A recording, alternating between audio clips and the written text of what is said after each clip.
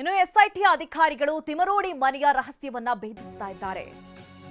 ನೋಡಿ, ತಿಮರೋಡಿ ಮನೆಯ ರಹಸ್ಯವನ್ನ ಭೇದಿಸಿದೆ ಎಸ್ಐಟಿ. ನಿಗೂಢತೆಗಳ ಆಗರವಾಗಿದೆ ಮಹೇಶ್ ತಿಮರೋಡಿ ಅವರ ಮನೆ.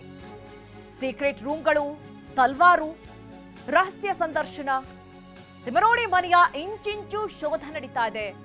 ಇನ್ನು ದಾಖಲೆಗಳನ್ನ ವಶಕ್ಕೆ ಪಡೆದಿದೆ ಎಸ್ಐಟಿ. ಚಿನ್ನಯ್ಯ ಬಾಯ್ ಬಿಟ್ಟಂತೆ ಎಲ್ಲಾ ವಸ್ತುಗಳು ಕೂಡ ಪತ್ತೆ ಆಯ್ತಾ? ಹಾಗಾದ್ರೆ ನೋಡಿ, ಚಿನ್ನಯ್ಯನ ವಿಚಾರಣೆ ನಂತರದಲ್ಲಿ ಆತ ಹೇಳಿದಂತೆ ಮಹೇಶ್ ಶೆಟ್ಟಿ ತಿಮರೋಡಿ ಮನೆಯಲ್ಲಿ ಒಂದಷ್ಟು ವಿಡಿಯೋಗಳಿದೆ, ಸೀಕ್ರೆಟ್ ರೂಮ್ ಇದೆ ಅಂತ ಹೇಳಿ ಬಾಯ್ ಬಿಟ್ಟಿದ್ದ. ಹೀಗಾಗಿ ನಿನ್ನೆ ಇಡೀ ದಿನ ಎಸ್ಐಟಿ ಅಧಿಕಾರಿಗಳು ಮಹೇಶ್ ಶೆಟ್ಟಿ ತಿಮರೋಡಿ ಅವರ ಮನೆಯಲ್ಲಿ ಶೋಧವನ್ನ ನಡೆಸಿದ್ರು. ಆ ಸೀಕ್ರೆಟ್ ರೂಮ್ ಜೊತೆಗೆ ತಲ್ವಾರ್ ಕೂಡ ಪತ್ತೆ ಆಯ್ತು ಅನ್ನೋದು ಗೊತ್ತಾಯ್ತು. ಒಂದಷ್ಟು ಹಾರ್ಡ್ ಡಿಸ್ಕ್ ಗಳನ್ನ ಕೂಡ ಅಧಿಕಾರಿಗಳು ವಶಕ್ಕೆ ಪಡೆದ್ರು. ಇನ್ನು ತಿಮರೋಡಿ ಪತ್ನಿ, ಮಗಳ ಮೊಬೈಲ್ ಕೂಡ ವಶಕ್ಕೆ ಪಡೆಯಲಾಗಿದೆ. ಧರ್ಮಸ್ಥಳದ ವಿರುದ್ಧ ಸಂಚಿಗೆ ಸಂಗ್ರಹಿಸಿದ್ದ ದಾಖಲೆ ಸಹ ವಶಕ್ಕೆ ಪಡೆಯಲಾಗಿದೆ.